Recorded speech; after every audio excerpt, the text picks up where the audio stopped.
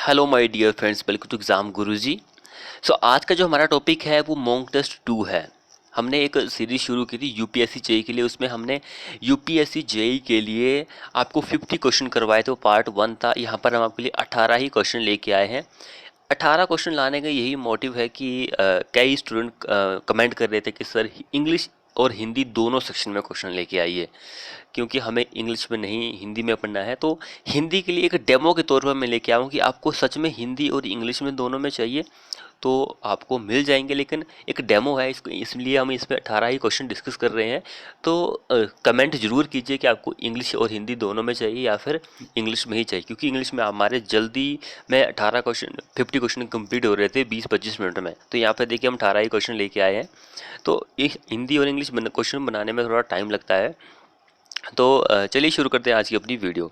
तो first question देखिए हमारे पास क्या बोल रहा है, for a beam carrying a uniformly distributed load. कौन सा लोड लग रहा है? यूडीएल लोड जो है वो लग रहा है। तो strain energy will be maximum in case of beam is. कौन से बीम में स्ट्रेन एनर्जी जो होती है वो मैक्सिमम होती है? कैंटिलीवर में होती है, सिंपली सपोर्टेड में, प्रोपेलर कैंटिलीवर में, या फिर फिक्स एट बोथ एंड्स? कौन सा बीम होगा वो? तो कोई हमारे पास बीम है जिसने इसके ऊपर यूडीएल लग रहा है, तो उस पर स्ट्रेन एनर्जी जो रहेगी वो मैक्सिमम रहती है, वो कैंटिलीवर बीम होता है। कैंटिलीवर बीम जो होता है उसका एक एंड फिक्स होता है, एक एंड फ्री होता है। तो या इस साइड फिक्स है, इस साइड फ्री है। तो ये चीज़ इंपॉर्टेंट है। इसके अगर हम स्पैन टू डेप्थ रेशियो की बात करें तो वो 7 होता है। ये आपको सिंगली रेनफोर्स बीम में पता लग ही गया होगा कि क्या क्या होता है इसके बारे में। अगर आपने वो वीडियो नहीं देखी तो आप जाकर देख सकते हैं। अगला देखिए, out of the constitute of cement namely tree calcium silicate. देखिए इसकी एब्रीविएशन भी आपसे पूछा जा सकता है कि इसकी फुल फॉर्म क्या होती है। तो देखिए ट्री कैल्शियम सिलिकेट C3S, ऐसे हम इसको ट्री कैल्शियम सिलिकेट बोलते हैं। ऐसे di calcium silicate, di calcium, di में 2 लगता है, उसके बाद ट्री कैल्शियम एल्यूमिनेट, फिर उसके बाद टेट्रा कैल्शियम एल्यूमिनेट फेराइट। तो ये देखिए, the first set and harden is, पहले कौन सेट होता है एंड हार्ड होता है? सिंपली हमें ये बताना है। क्या आंसर रहेगा इस क्वेश्चन का, ये आपको कमेंट भी कर सकते हैं आप, जिसको पता है। वैसे इजी लेवल के क्वेश्चन ही ले गया हूँ मैं यहाँ पे, ज़्यादा टफ लेवल के भी नहीं है। तो इस क्वेश्चन का आंसर रहेगा ट्री कैल्शियम एल्यूमिनेट। एल्यूमिनेट जो होता है वो पानी के साथ सबसे पहले क्रिया करता है, रिएक्ट करता है। तो जो सबसे लास्ट में करता है वो डाई कैल्शियम सिलिकेट होता है। इसकी प्रोसेस जो होती है ये आफ्टर 1 ईयर तक चलती है, 1 साल के बाद भी चलती रहती है। तो 28 दिनों के बाद ये काम करना शुरू करता है। बाकी सारे कंपाउंड जितने भी है सीमेंट के, ये सारे काम करना बंद कर देते हैं। तो इसकी प्रोसेस, हार्डन की प्रोसेस जो होती है 28 दिनों के बाद चलती है। तो सालों तक इसकी प्रोसेस जो होती है वो चलती रहती है। तो इसका हीट ऑफ हाइड्रेशन जो होता है सबसे कम होता है, लेकिन जो सबसे ज़्यादा होता है वो इसका होता है, ट्री कैल्शियम एल्यूमिनेट का होता है, 865 जूल पर ग्राम होता है। यहाँ से भी क्वेश्चन पूछा जा सकता है। तो यही हमारा करेक्ट आंसर होगा, सी इस क्वेश्चन में आंसर हो जाएगा। इसके बाद जो पानी के साथ रिएक्ट करता है वो टेट्रा कैल्शियम एल्यूमिनेट फेराइट होता है, फिर ट्री कैल्शियम सिलिकेट, फिर 4th नंबर पे आता है हमारा डाई कैल्शियम सिलिकेट। अगला देखिए, which of the following is added for quick setting of cement. Quick setting of cement के लिए आप किसको ऐड करते हैं? जिप्सम अलम को, या फिर जिंक एल्यूमिनेट, या फिर एल्यूमिनियम सल्फेट, किसको आप ऐड करते हैं? एक स्टूडेंट का मुझे ये भी कमेंट आया कि सर आप सारे टिक पर आंसर जो है, सारे ऑप्शन जो है उन सभी पर टिक मत किया कीजिए। अगर आपको इस तरह का प्रोसेस अच्छा नहीं लग रहा है तो आप वीडियो को स्किप मत कीजिए। अगर वीडियो को आप स्किप करके के देखते हैं तो आपको ऐसा लगता है कि हाँ ये आंसर होगा। तो वीडियो को स्किप नहीं करना, मैं इसलिए बोलता हूँ कि बीच में ऐसी जानकारी होती है, हो सकता है कि आपको वो पता ही ना हो। मैक्सिमम स्टूडेंट ऐसे होते हैं जिनको वो पता नहीं होता है। अप्रॉक्सीमेट 50% मान के चलो, 50-50 का हम रेशियो रखते हैं कि 50% स्टूडेंट को पता होता है, 50 को नहीं पता होता है। तो फिर भी रिस्क नहीं लेना है। हो सकता है कि बीच में ऐसी जानकारी आपको मिल जाए जो आपके एग्ज़ाम के पॉइंट ऑफ व्यू से बहुत अच्छी हो, तो आपको रिस्क नहीं लेना है। तो देखिए, एडिंग क्विक सेटिंग के लिए जो आप ऐड करते हैं वो एल्यूमिनियम सल्फेट होता है। क्विक सेटिंग आपको चाहिए बहुत जल्दी। ये आपको एक कह देता है इनिशियल सेटिंग टाइम देता है। सेटिंग टाइम को एडजस्ट करनी आप जिप्सम डालते हैं। तो ये हमें क्विक जल्दी चाहिए, हार्ड करना है, तो एल्यूमिनियम ही आप डालेंगे। डी हमारा इस क्वेश्चन में आंसर हो जाएगा। जिप्सम नहीं डालेंगे। जो ए ऑप्शन कर रहे थे वो बिल्कुल गलत है, हमारा डी आंसर हो जाएगा। अगला क्वेश्चन देखिए, the beam supporting the stair step are generally known as. एक ऐसा बीम जो जो स्टेयर के स्टेप होते हैं उनको सपोर्ट करता है, उसको जनरली हम क्या बोलते हैं? हेडर बोलते हैं, ट्रिमर बोलते हैं, स्ट्रिंगर बोलते हैं, फिर स्पैंड्रल बीम, क्या हम उसको बोलते हैं? वेरी वेरी इंपॉर्टेंट क्वेश्चन है ये।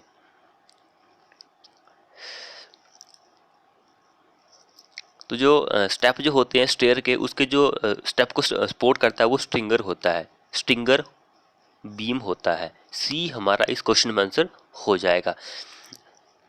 एंड इसका मोस्ट पार्ट जो होता है वो सॉपिट होता है।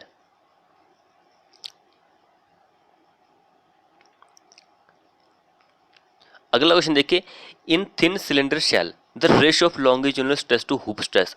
लॉन्गिट्यूडिनल स्ट्रेस और हुप स्ट्रेस का रेशियो क्या होता है? ये क्वेश्चन एचपीजे में पूछा गया था।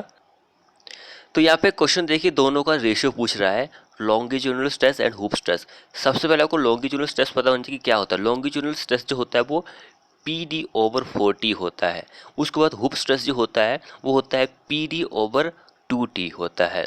तो इन दोनों का रेशियो पूछा गया है कि हम इन दोनों का रेशियो क्या होता है। तो इन दोनों का रेशियो करने के लिए आपको क्या करना पड़ेगा कि सबसे पहले आपको इनको डिवाइड करना पड़ता है।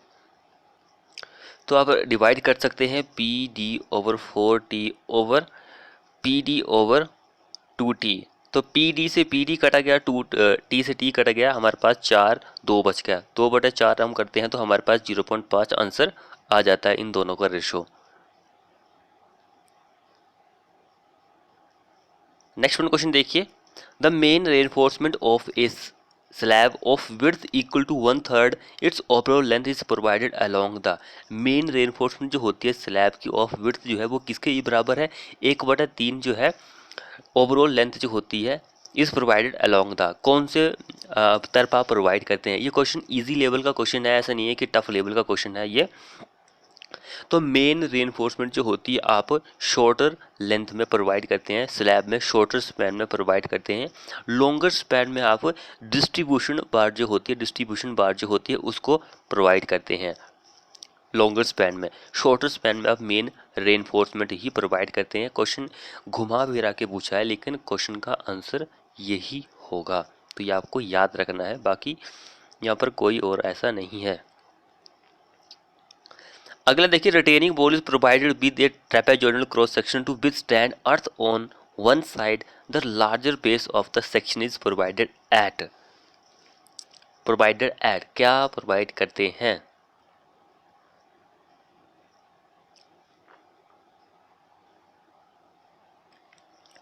तो यहाँ पे लार्जर बेस जो होता है सेक्शन का इज प्रोवाइडेड एट, आप उसको बेस पर ही प्रोवाइड करते हैं। लार्जर सेक्शन जो होता है, जो लार्जर सेक्शन होता है बेस पर होता है, लेकिन जो छोटा बेस साइज होता है वो आपको टॉप पर ही प्रोवाइड करते हैं। ऑप्शन ए हमारा इस क्वेश्चन में आंसर हो जाएगा। अगला क्वेश्चन देखिए हमारे पास क्या बोल रहा है, सेंट्रीफ्यूगल पंप है stop delivering water when static head becomes more than 7.8 metre, this could be due to the following reason. Centrifugal pump है वो पानी जो है फ्लो करना बंद कर दे रहा है जब उसका स्टैटिक हेड जो होगा वो becomes more than 7.8 metre. This is could be due to, कौन से रीजन की वजह से होता है? कौन से रीजन की वजह से होता है? तो ये होता है कैपिटेशन की वजह से, ड्यू टू कैपिटेशन जो होता है उसकी वजह से होता है। ए हमारा इस क्वेश्चन में आंसर हो जाएगा। जिसने अभी तक हमारे चैनल को सब्सक्राइब नहीं किया वो चैनल को सब्सक्राइब कर लीजिए। अगला क्वेश्चन देखिए, which of the following crop has maximum duty. कौन सी क्रॉप होती है इनमें से? शुगर केन होती है, राइस होती है, बाजरा होती है, फिर वीट होती है जिस पर मैक्सिमम ड्यूटी होती है? मैक्सिमम ड्यूटी किस पर होती है? वेरी वेरी इंपॉर्टेंट क्वेश्चन है, तो आप भी अपना आंसर लगा सकते हैं। तो इस क्वेश्चन का आंसर हो जाएगा सी, बाजरा। बाजरा जो होता है इसमें मैक्सिमम ड्यूटी आपको देखने को मिलती है, तथा जो हमारे पास राइस होता है इस पर सबसे कम होती है, कम ड्यूटी राइस बाजरा पे मैक्सिमम होती है। ये चीज़ दोनों आपको पता होनी चाहिए कि किस पर मैक्सिमम होती है एंड किस पर कम होती है। अगला क्वेश्चन देखिए क्या हो रहा है, which of the following is not a kharif crop. Kharif की जो फसल होती है वो कौन सी नहीं है, हमें ये बताना है। खरीफ की फसल कौन सी नहीं होती है, हमें ये बताना है।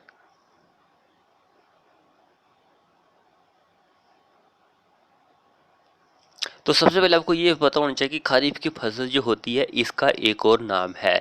तो ये क्या नाम है इसका दूसरा नाम? सावनी फसल। सावनी फसल जो होती है वो खरीफ फसल जो होती है इसका दूसरा नाम है। खरीफ फसल जो होती है ये अप्रैल से सितंबर के तक बोई जाती है। अप्रैल से लेकर सितंबर जो होता है, अभी महीना चला हुआ है, यहाँ तक आप इसका सीज़न जो होता है वो चला हुआ होता है। इसकी जो मुख्य सीजनें होती है जैसे कि मक्का हो गया, धान हो गया, ज्वार हो गया, बाजरा हो गया, अरहर, मूंगफली इत्यादि होती है। ये चीज़ इंपॉर्टेंट है। तो इस क्वेश्चन में हमारा आंसर जो हो जाएगा ये भी है, ये भी है, धान भी है, लेकिन जो होता है ये रबी फसल में आता है, रबी की फसल में आता है। तो जो खरीफ की फसल होती है इसमें जल की मात्रा जो होती है, इनके इरिगेशन की क्वांटिटी जो होती है वो ज़्यादा होती है। पानी आपको ज़्यादा मात्रा में इस फसल में देना पड़ता है।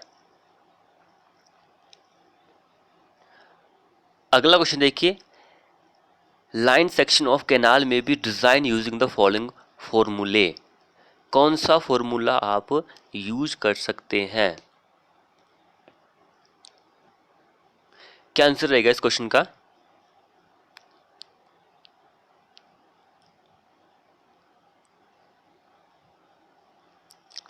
तो इस क्वेश्चन में हमारा जो आंसर हो जाएगा ऑप्शन नंबर बी हो जाएगा। मेनिंग या फिर चेजी फॉर्मूला जो होता है उससे आप कर सकते हैं। लाइनिंग जो करते हैं आप कैनाल की, वो आप मेनिंग या फिर चेजी फॉर्मूला जो होता है उसके अकॉर्डिंग कर सकते हैं। उसके बाद नेक्स्ट क्वेश्चन देखिए, what is the rain hydrograph. Rain hydrograph जो होता है वो क्या होता है? रेन हाइड्रोग्राफ, तो रेन हाइड्रोग्राफ जो होता है एक प्रकार का ग्राफ होता है जो वर्षा की तीव्रता जो होती है उसको मेजर करता है। यहाँ पे कौन सा आंसर हो जाएगा हमारा? बी आंसर हो जाएगा। Bar chart showing rain intensity versus time. Rain intensity and time जो होता है इन दोनों के बीच में क्या रिलेशन है इसको ही ये शो करता है। सो बी हमारा इस क्वेश्चन में आंसर हो जाएगा। अगला क्वेश्चन देखिए, जो अगर कोई वीडियो की बजाय मॉक टेस्ट लगाना चाहता है तो आप हमारी वेबसाइट पर विजिट कर सकते हैं। मैं वीडियो के नीचे लिंक भी दे दूंगा, उस लिंक पर जाकर आप हमारी वेबसाइट पर जा सकते हैं और इसी मॉक टेस्ट को लगा सकते हैं। अगला देखिए, if the exit gradient of seeping water is not safe then the earth dam may be fail due to the following reason. किस वजह से अर्थ डैम जो होगा वो फेल होता है, क्या रीजन होता है? तो इस क्वेश्चन में हमारा आंसर होगा फेलियर ड्यू टू पाइपिंग और अंडरपिनिंग, अंडरमाइनिंग। बी हमारा इस क्वेश्चन में आंसर हो जाएगा। अगला देखिए, तो vertical cut off are provided under the floor of a weir to control seepage, which location is most effective for providing cut off। Cut off के लिए कौन सी अच्छी होती है? तो इस क्वेश्चन में हमारा आंसर बी हो जाएगा। Downstream of the weir floor, B इस क्वेश्चन में आंसर हो जाएगा। नेक्स्ट क्वेश्चन देखिए, what is the name of the cross drainage work when canal is passing under the natural nala. Natural nala, तो इस क्वेश्चन का आंसर कैनाल साइफोन हो जाएगा या फिर साइफन। अगला देखिए, which of the following dam type required strongest foundation for the same height के लिए। इनमें से ऐसे डैम दिए गए हैं, 4 डैम दिए गए हैं, इन सभी की हाइट जो है सेम ही है, लेकिन यहाँ पे बोला कि सबसे स्ट्रॉन्ग फाउंडेशन जिसको लिए रिक्वायर्ड होती है सेम हाइट के लिए। मान के चलो कि इसकी भी 50 मीटर हाइट है, इसकी भी 50 है, इसकी भी 50 है, इसकी भी 50 मीटर हाइट है, लेकिन इनमें से ऐसा कौन सा है जिसकी फाउंडेशन जो होती है वो चाहता है कि मेरी फाउंडेशन सबसे ज़्यादा स्ट्रॉन्ग हो। कौन होता है ऐसा? तो वो होता है ग्रेविटी डैम। ग्रेविटी डैम की जो फाउंडेशन होती है वो बहुत ही स्ट्रॉन्गेस्ट होती है। अगला देखिए, the uplift pressure under the gravity dam foundation में be released by the following measure. Uplift pressure जो होता है अंडर ग्रेविटी डैम में, अपलिफ्ट प्रेशर जो होता है वो कैसे रिलीज किया जा सकता है? फॉलोइंग रीजन किसके द्वारा? क्या आंसर रहेगा इस क्वेश्चन का? तो इसका आंसर रहेगा providing drainage gallery, by providing drainage gallery के द्वारा आप प्रोवाइड कर सकते हैं। अगला क्वेश्चन जो है, लास्ट क्वेश्चन जो है, ये क्वेश्चन हमने करवाया भी था आपको, इसलिए मैं इसकी ऑप्शन नहीं लेके आया हूँ। तो ये क्वेश्चन बहुत ही अच्छा क्वेश्चन है। तो क्वेश्चन देखिए, पढ़िए, खुद ही पढ़ सकते हैं आप क्वेश्चन क्या बोल रहा है। तो क्वेश्चन क्या बोल रहा है कि what is the polar moment of inertia of a circular plate of diameter D. क्या आंसर रहेगा इस क्वेश्चन में हमारा। पोलर मोमेंट जो होता है उसका फॉर्मूला होता है पाई d4/32। यही हमारा करेक्ट आंसर जाएगा। ये पिछले वीडियो में हमने करवाया भी था आपको। तो फ्रेंड्स, आपको हमारी वीडियो कैसी लगी, डेमो का पार्ट था। इसी तरह के क्वेश्चन हम आपके लिए लेके आए फिर, या फिर ज़्यादा क्वेश्चन होंगे तो आपके लिए अच्छा रहेगा। क्या तरीका अच्छा रहेगा, यही हमारा मोटिव था वीडियो बनाने का। अगर हम हिंदी और इंग्लिश में बनाते हैं तो बाकी सब्जेक्ट जो है वो हमसे थोड़े बहुत छूट सकते हैं। जैसे कि हमारी आरसीसी की हिंदी और इंग्लिश में सीरीज चली हुई है। अभी पीछे हमने आपको एक वीडियो प्रोवाइड की बिल्डिंग मटेरियल की, 1000 क्वेश्चन, 800 क्वेश्चन हमारे सर्वेइंग के थे, फिर 500 क्वेश्चन हमारे स्टील के थे। तो इस तरह से सीरीज हमारी हिंदी और इंग्लिश में चली हुई है। बाकी मॉक टेस्ट जो है अगर इंग्लिश में ही प्रोवाइड हुए तो आपके लिए अच्छा रहेगा। ऐसा होगा कि वहाँ पर ज़्यादा क्वेश्चन जो होते हैं बहुत ही कम टाइम में कवर होते हैं। तो फ्रेंड्स, मिलते हैं नेक्स्ट वीडियो में। चैनल को सब्सक्राइब नहीं किया तो चैनल को सब्सक्राइब भी कर लीजिए।